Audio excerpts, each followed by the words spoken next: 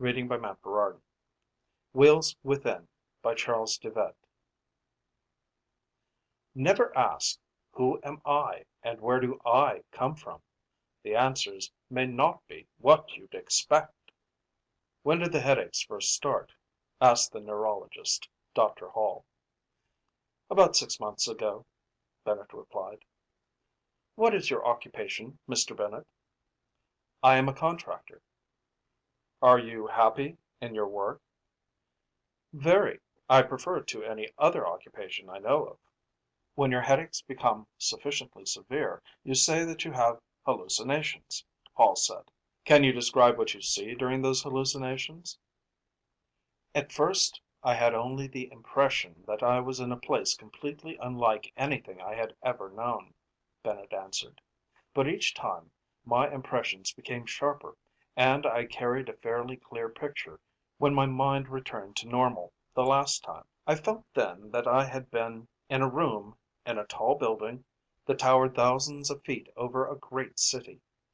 I even remembered that the name of the city was Thone. There were other people in the room with me. One person especially, I remembered her very clearly. Her? Hall asked. Yes. Was there anything unusual about this woman? Well, yes, there was, Bennett said, after a brief and almost embarrassed pause. This will sound pretty adolescent, but Hall leaned forward attentively. It may be relevant. You're not here to be judged, you know. I'm trying to help you. Bennett nodded and spoke rapidly, as though trying to finish before he could stop himself. She was a woman who exactly fitted an image I've had in my mind for as long as I can remember. She was tall, fair, though brunette, very beautiful, very vivid, very well poised. I seem to have known her all my life, but only in my dreams, from my very earliest ones to the present. She's never changed in all that time. He halted as suddenly as he had begun to talk, either having nothing more to say or unwilling to say it.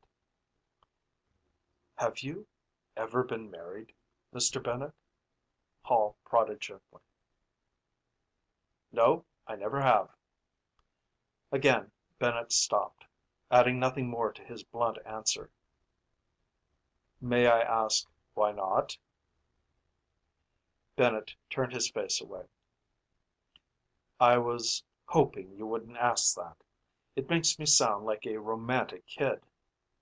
He looked at the doctor almost in defiance. I've always felt that some day I would meet this girl, or at least someone very much like her. I know it's not a rational feeling. Maybe I've even used it as an excuse not to get married. But it's like spilling salt and throwing a pinch over our shoulder. We aren't superstitious, yet we don't take any chances. Dr. Hall didn't comment. He ended the questioning period and put Bennett through a series of tests. Then they sat down again and Hall offered his diagnosis. The neurological examination is essentially negative, Mr. Bennett. In other words, there is no organic reason that I can find for your headaches. That leaves only one other possibility, an emotional disturbance. I'm a neurologist, remember, not a psychoanalyst. I can only give an opinion about the cause of your complaint. Bennett waited expectantly. Headaches without organic causes are generally the result of repressed anger, Hall went on. That anger can stem from any number of traumatic situations or attitudes, all deeply buried in the unconscious, of course, or they would not have the power to hurt us. From what we know of you, however, it seems to be the result of frustration. In other words, you have created a fantasy image of a completely unattainable woman, and therefore none of the women you meet can fulfill your expectations. Since she is unattainable, you naturally feel a sense of frustration. But who could she be? Bennett asked anxiously. Someone you knew in childhood, perhaps. A composite of real and imaginary women. Usually it is an idealized image of your own mother." Bennett sat frowning. "All right, let's say that's so. But where do the hallucinations of the city of Thone fit in?" "This is something that has to be tracked down in a series of analytical sessions, so all I can do is guess. If one is unable to reach a goal in a real environment, the obvious answer is to create a fantasy world. That's what you appear to be doing. It's a dangerous situation, Mr. Bennett, potentially at least." "How so?" Bennett asked, alarmed. "The general tendency is toward greater and greater divorcement from reality. I suggest immediate treatment by a competent analyst. If you don't know of one, I can recommend several." "I'd like to think it over." "Do that," Hall said, "and call me when you've decided." The third day after he consulted the neurologist, Bennett's headache returned. As before, drugs were of no help. When the pain became blinding, he lay back on his bed, placed a cold cloth on his forehead, and closed his eyes. Suddenly, the realities he knew were gone, and he was back in the dream city of Thone. Persons and objects were much clearer now. Bennett saw that he lay in a receptacle shaped like a rectangular metal box. It was padded, reminding him unpleasantly of a coffin. The woman he had seen before was again with him, but now he knew that her name was Lima. Behind her stood a man, a tall, dark man, whose eyebrows joined over the bridge of his nose, and whose forehead was creased in a permanent frown. The woman held out her arms to Bennett. Her lips moved, but no sound came from them. Bennett's spirit seemed to rise from the flesh. He could see his body still lying there, and he followed the woman. As he approached, she retreated, and try as he would to reach her, she remained just beyond his grasp. After what seemed hours of futile pursuit, a cloud formed between him and the woman.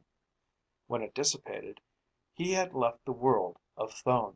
He was in a trolley bus, in his own world, and vaguely he recalled having left his room, gone down to the street, and boarded the trolley.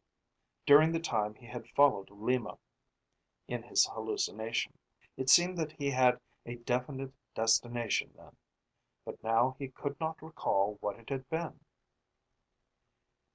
His attention was drawn to the outside by the flickering of lights that flashed in through the bus windows. Bennett looked out and saw that he was in the pleasure section of the city, traveling through the street of carnivals. He watched the fronts of the amusement buildings pass before him, and he read their advertisements listlessly. Suddenly, one sign seemed to spring out from all the others: Lima, Mystic of the Mind. He left the trolley at the next corner and made his way through the crowd to the brightly lit carnival building. Inside, he found a chair and seated himself. The show's act appeared about half over. It was pretty evidently charlatan stuff, Bennett decided, but the black hooded mystic on the stage held his attention. She was a tall woman, with a slender figure and fair flesh. She was poised, or perhaps it was indifference to the crowd. A runner went through the audience, touching articles of clothing or ornaments, and the woman, without hesitation, named each one he touched. The act was slightly different from most Bennett had seen, in that the runner said nothing, merely touching the articles to be named. The next portion of the show consisted of a mind-reading act. Bennett expected the usual routine of writing a question on paper, which would be sealed in an envelope and placed in a container on the stage. He was surprised when the runner returned to the crowd and asked for volunteers for thought reading. A short man with a bright yellow necktie raised his hand. The runner made his way through the crowd to the man and touched him on the shoulder before turning back to the mystic. He still said nothing. "This man is thinking that he should have stayed at home tonight," the mystic said. "There are wrestling matches on the teletone, and he would have enjoyed them more than this show. Besides, he would have spent less money that way than he has tonight, and he does not like to spend money unless he must." A titter of amusement went through the crowd as the man blushed a dull crimson. The runner touched a second man. "This man wishes to know the winner in the 8th race at the horse tracks tomorrow," she said. "I am sorry, but because of Public Law 1032, Section 5A, I am prohibited from answering a question of that nature." The third person contacted was a woman. She raised her hand, then half changed her mind when she saw that the runner was turning toward her. But then she defiantly tossed her brown hair back from her face and allowed him to touch her shoulder. "This woman is wondering if her lover is true to her, and if her husband will find out about them." This time the crowd laughed when the embarrassed woman turned pale and rushed up the aisle toward the exit. No further hands were raised, and the show ended with a short address by the runner. "I hope you have enjoyed these truly marvelous and mysterious demonstrations. Now the mystic Lima is available for a short time for personal interviews. The fee is very reasonable, $1 a minute. Anyone wishing an interview, please step forward." The mystic pulled the hood from her head, smiled, bowed at the crowd, and left the stage. Bennett gasped. The woman of the city of Thone! "You have paid in advance for 25 minutes of my time," Lima said, as she smiled in amusement. "Perhaps you had better begin your questions instead of merely staring at me." Bennett brought his thoughts back with an effort. "Your performance was exceptionally good," he said very soberly. "I enjoyed it. And so, apparently, did the other customers. It is a clever routine. I'll admit I can't figure out how you do it." "Remember what Barnum said," Lima replied lightly. "At least you do not take yourself too seriously," Bennett observed. "On the contrary," Lima countered, "I take myself very seriously. You, however, do not. You are paying for my time and the customer is always right." "Tell me," Bennett asked abruptly, "have we ever met before?" "Not to my knowledge." "Have you any objections to telling me about yourself during our interview? Who are you? What is your background? I will be glad to tell you about myself, if you think it will be interesting," she replied, after a barely perceptible pause. "How I came by this exceptional ability of mine I have no slightest conception. I only remember that when I was young, and still without the intellect to evaluate social mores and customs, I was often placed in positions of awkwardness by my ability to read minds. At an early age, however, through the counsel of my parents, I learned to keep this knowledge to myself. By the time I reached my 20th birthday, my parents were both dead, and I was alone in the world. I had never learned any occupation. I made some attempts to use my mind reading to some advantage to myself, but soon found that I encountered the opposition of the medical associations as well as the law. As a consequence, I turned to show business as the one means of earning a legitimate livelihood. There is not much more to tell." "Can you actually read minds?" Bennett asked insistently. "I can." "Then what am I thinking now?" "You are thinking," Lima said, with no semblance of a trance or any of the usual antics of professional mystics, "that I look exactly like a woman you have never seen, but whose image you have carried in your mind since your childhood." For just a moment the startling accuracy disconcerted Bennett. "I have a problem which is quite annoying," he pushed on almost frantically. "Can you tell me what my problem is?" "You have been subject to extremely severe headaches, which you have been unable to remedy, either by sedatives or with the help of a neurologist. Am I correct?" "More than you could possibly know. Look, I came here believing you were a fake. That didn't matter. It was the fact that you looked like this other woman that counted. I'm convinced now. I want your help. Can you help me, or at least tell me whether the neurologist is right about the cause of my headaches?" "He is wrong," Lima said. "I can tell you what causes them, but I am afraid that I will have to ask for another $100 for that extra service." Bennett was momentarily irritated at this evidence that their relationship, at least as far as she was concerned, was strictly business. But he shrugged off the feeling. He drew five $20 bills from his pocketbook and placed them on the table before her. "If you remember," Lima said, folding the money carefully and tucking it into the neck of her dress, "5 months ago a building which you had contracted to build fell, when it was nearly completed, and 2 workmen were killed." "I remember very well." "You found that the collapse of the building was caused by faulty material which you had bought through a subcontractor. You are still investigating to determine where to place the blame, and are on the point of doing so." "Go on," Bennett breathed softly. "You are quite certain that the person responsible is John Tournay, ostensibly a reputable contractor, but actually an unscrupulous scoundrel. You have a choice of exposing him, with great personal danger to yourself. Tournay is a dangerous and ruthless man, or remaining silent and knowing that you are a coward.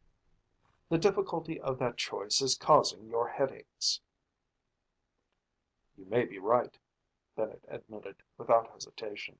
"I haven't had time to think the matter through quite that far. What would you advise me to do?" "That is something which cannot be advised. The answer lies within yourself.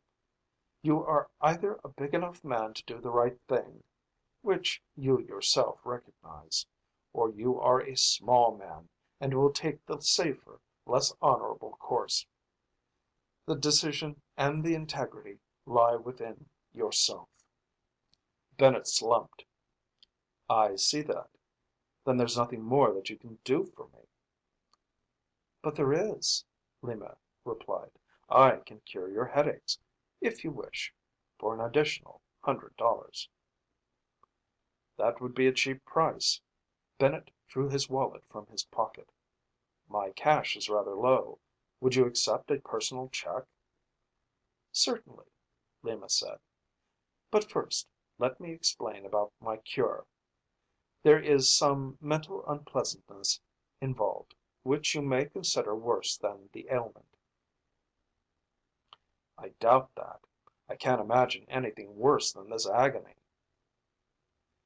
"Your mind will be placed under my control and led through a dream sequence. I will follow a logical progression of events, using your actual past as a background. While you are under my control, your experiences will be far from pleasant. I will allow your mind to follow its own anticipated course of events, influencing your thoughts only slightly, directing them into as unpleasant channels as possible. In fact, to make the cure certain, at least the culmination must be quite devastating. Do you agree to undergo such rigorous mental punishment?" "But why do I have to?" Bennett asked, astonished and worried. "That pattern will act in the manner of a counter irritant. Your mind is like a spoiled child, rejecting anticipated unpleasantness. Under my influence it is subjected to possible alternative experiences, which are so much more worse than the one it originally feared that it will gratefully accept the lesser evil." "That sounds reasonable," Bennett agreed. When could we begin this treatment? Immediately, if you are willing. I see no reason for waiting. Then, if you are ready, Lima told him, lie on this couch. Keep your eyes on mine. She spoke slowly, evenly. Remember that you are doing this of your own free will, that you trust me. I am your friend and would do you no harm. Her voice droned on as Bennett looked into her eyes. They merged until they became one large, placid pool of restfulness, and he found himself drawn into them. He sank peacefully, quietly, completely. When the telephone rang, Bennett knew it was the district attorney returning his call, and that the die was cast. Until this ugly business was brought to a conclusion, his life would be in constant danger.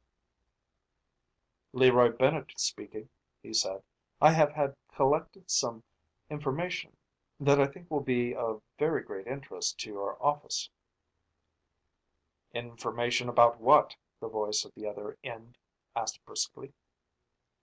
"I have proof that John Tournay is responsible for the death of two men in an action involving criminal collusion." "If what you say is true, I will be glad to see your evidence," the district attorney said. "Could you deliver it in person? There may be some questions I would like to ask you about it."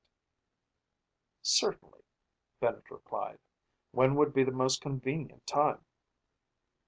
"Later in the day. I have a case going on. How would 4:30 this afternoon suit you?" "That would be fine." The rest of the day dragged slowly. At 4 o'clock, Bennett left his office and took the elevator to the ground floor. Under his arm, he clutched the brief case which might spell death for him. A moment after he left his office building, he knew he had made a mistake, a fatal one. Idly, at first, his mind's eye watched the driver of a long gray sedan parked at the curb start up its motor as he approached. The car pulled away from the curb when he came alongside it. Through an open rear window, Bennett saw a man with a dark, brooding face, with black eyebrows that joined over the bridge of the nose, glowering at him. At the same instant, he saw the blunt nose of an automatic resting on the lowered glass of the window, just below the chin of the frowning man. Incredibly, even as he realized that he was about to die, Bennett's first thought was not one of fear, but rather that this dark man was the other person he had seen in his hallucinations of the city of Thone. Then, as one part of his mind drew back in terror at what it knew was about to happen, another part wondered at the mystery of Thone and the people in it. Where did that hallucination fit in this mist of life which was about to end? He felt three hard, solid blows punch shockingly into his body. There was pain, but greater than that was the terror that whipped his panicked mind. "Lima," Bennett whispered, with his last stark thought as he dropped to his knees. He groped for the sidewalk with one hand to steady himself, and never reached it. "It's over now," Bennett heard the mystic say. "Please try to relax." He found himself fighting with awful exertion to raise himself from the sidewalk, which had turned into a couch. His clothes clung to him with a clammy wetness that chilled him. He flung his arms out in a frantic gesture that knocked a lamp from an end table and sent it crashing to the floor. Not until then did he feel the mystic's firmly gentle hands on his shoulders, urging him down, and know that he was not actually dying. He lay back for a moment, gasping great gulps of welcome air into his lungs. "I think you will be all right now," Lima said. "You were right when you said the experience would not be pleasant," Bennett said, still battling for breath. "I hope the results will be worth it." "I believe you will find that they are," Lima told him reassuringly. Also, it can be of assistance to you in still another way. The sequence your dream followed, being a natural, perhaps even a probable, aftermath of your past decisions and movements, could actually happen. Therefore, it would be wise to avoid such decisions in real life. At the end of 2 weeks, Bennett had collected all the information he needed on Tournay's illegal activities. The investigator he hired was very thorough, and unearthed several other incriminating schemes in Tournay's past. With the evidence he had on hand, Bennett was certain that Tournay would be convicted in any court. This time he intended to evade the fate he had suffered in the dream by acting differently. He hired a shrewd lawyer, the best obtainable, had him draw up the evidence in legal form, and presented it to the district attorney, with a demand for Tournay's immediate arrest. He knew that immediate action would be his best protection. That evening, when he left his office building, he felt the peace of a man whose task had been well done. It took almost a full second before the sight of the long gray car jerked his thoughts from their pleasant introspection and back to dread reality. Tournay's black-browed face leered at him as it had in the dream, and he felt his body tense as it waited for the pistol slugs to strike. His mind scurried in its trap within its head, and, strangely, it turned to the mystic for help. "Lima!" he called desperately. Again Bennett felt himself struggling with that awful exertion to drag his body from the couch on which it lay. "It's all over now," he heard Lima say. He sat up. "What happened?" "This will be hard to believe," Lima said, "and I will not try to prove it to you, but it is true. The mind has many powers which cannot even be imagined by anyone who has not lived with those powers as I have. When you called me, your mind attuned itself with mine, and its need and its demand were so powerful that together we turned time backward. You are now back in my dressing room, and it is the exact time at which you originally came out of your dream." "That's impossible," Bennett protested. "Nevertheless, it happened.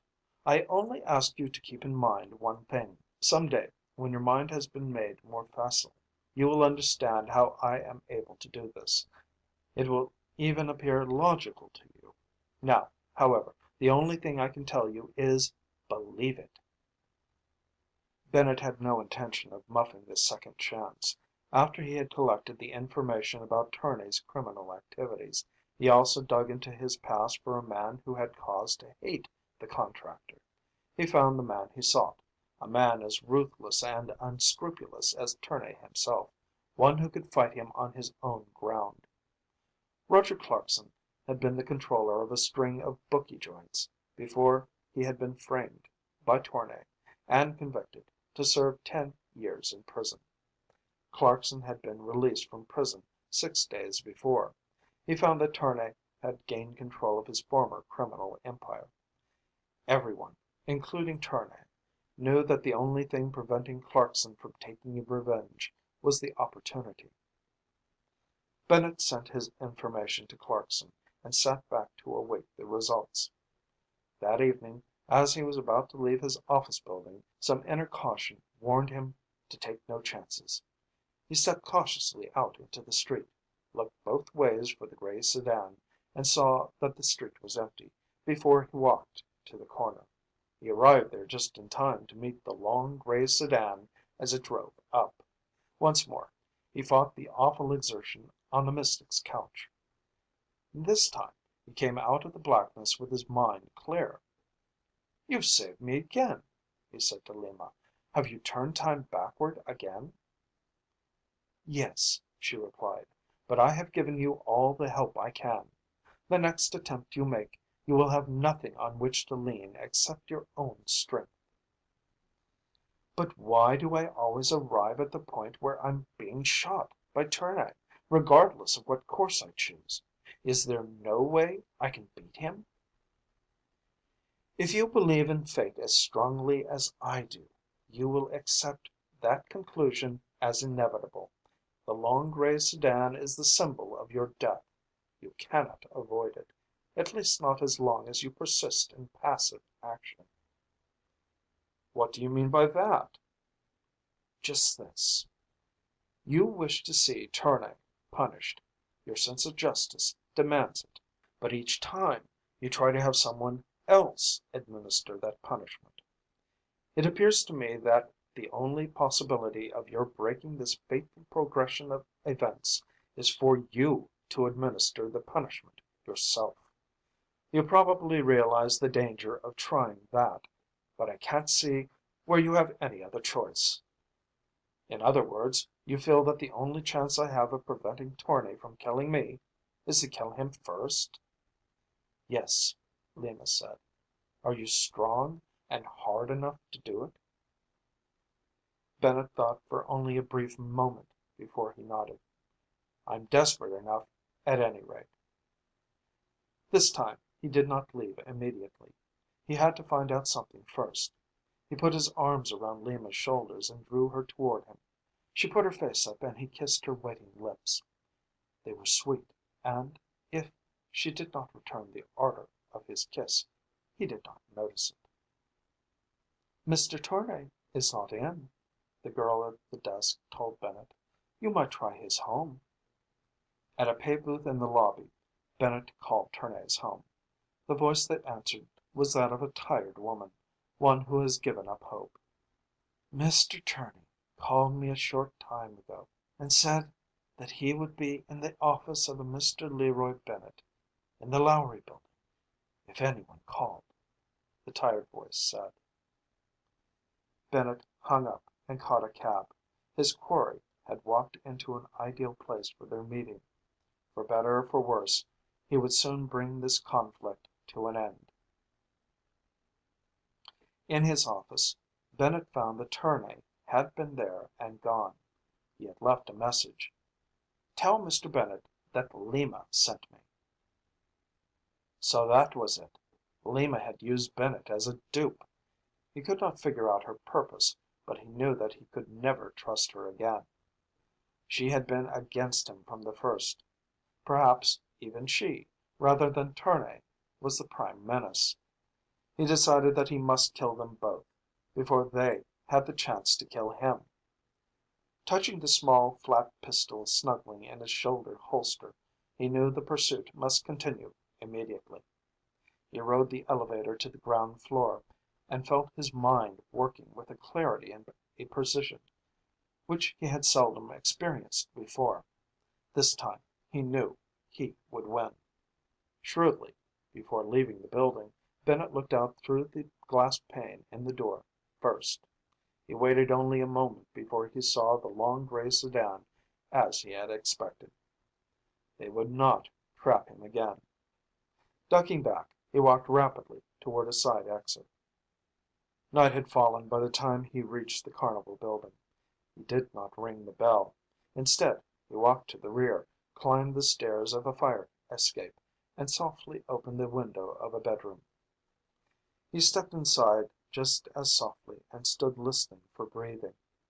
He heard none. This was probably too early for Lima to be in bed. The bedroom door was open. Bennett could see a light coming from another part of the apartment, probably the living room.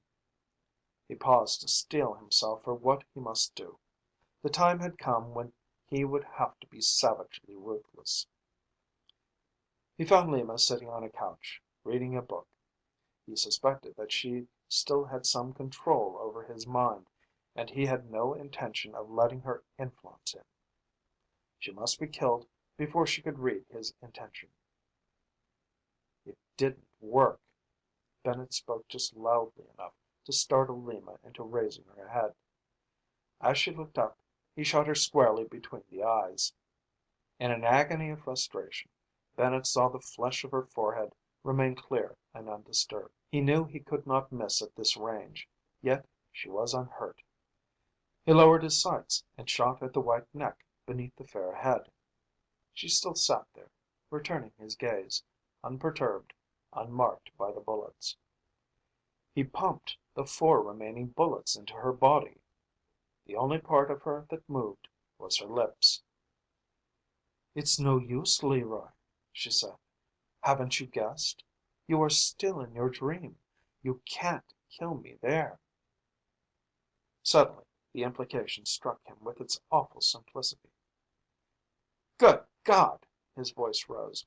"Do you mean I've never been out of my dream?" He hesitated while the thought sank in. "My remembrance of coming out of it was only part of the dream itself," he murmured. "That was why you were able to turn time backward at will." A cold calmness returned to him. "Tell me," he said, "am I still in the dream?" "Yes," Lima replied. "Then I demand that you free me now." "As you wish," Lima said sadly. "And may God help you." Bennett wrenched his body from the couch on which it lay and struggled to his feet. Though the dream had seemed real enough, he could look back on it now and see it as any other dream. He breathed easier, and then stopped abruptly when he heard a voice behind him say, "You are still a dead man." Bennett whirled and found himself facing Tournay, and Tournay held a pistol aimed at his heart. Bennett turned desperately back to Lima. His lips formed her name, but the sound died almost before it was uttered. This time, he saw, she would not help him. Her features had hardened and no mercy or compassion registered on them. "There is no escape," she said. A fleeting thought went through his mind of springing at Tournay and trying to reach him before the gun could be fired. But one glance at Tournay's face made him realize how futile and fatal that would be. Tournay's finger tightened on the trigger of his gun, and Bennett thought ahead in despair to what was to come. One thing he knew: he did not want to die. Was there no way out? The answer came like a cry of relief. There was a way. Thone, the city of his enigma. Tournay and Lima could not harm him there. For just an instant, Bennett's vision blurred. Time paused, and the next moment he knew he had returned to Thone. The sounds of the alien city floated up to him, and he stirred. He grasped the sides of his coffin-like bed with fingers that had lost their sense of touch. He pulled himself up to a sitting position and looked about him. On one side stood Lima, though now her features were not those of the implacable, merciless mystic, but rather those of a woman in love. She smiled happily and said, "At last you have returned." Bennett strove to move his tongue and lips to ask questions, but they refused, as though numbed by long inaction. He turned to his other side and gazed questioningly at the replica of Tournay who stood there. Tournay's image spoke. "We had quite a time bringing you back, sire, but now it has been accomplished for good." Striving to move his throat muscles, Bennett finally forced a sound, and then words, through his lips. "Tell me," he pleaded, "who are you? And more important, who am I?" He turned to Lima for an answer, realizing that now she would help him if anyone would. "Dr. Tournay will explain it to you," Lima replied, indicating the dark man. Imploringly, Bennett turned back to face Tournay. "I see that very little of your memory has returned yet," Tournay said. "In a short while, everything, all your past, will come back to you. Until then, perhaps, I had better explain to you who you are. My words will help trigger your returning memory and speed up the process." "Please do," Bennett begged. "You are Ben Et Leroy of the city-state of Thone, in the year 4526 A.D. 6 months ago, the strain of governing the city began to undermine your health. Acting under my advice, you decided to take a somno rest cure. This rest cure," the doctor continued, "is quite standard practice in our time. We had a little difficulty bringing you out of it at the end of 6 months. Evidently your somno existence must have been very pleasant." "Do you mean that the existence I remember was merely an induced figment of my imagination?" "Yes. You see, the best rest that can be given a mind is to give it not sleep, but pleasant work. Therefore, under my manipulation, you were given a pseudo existence in a past era of history.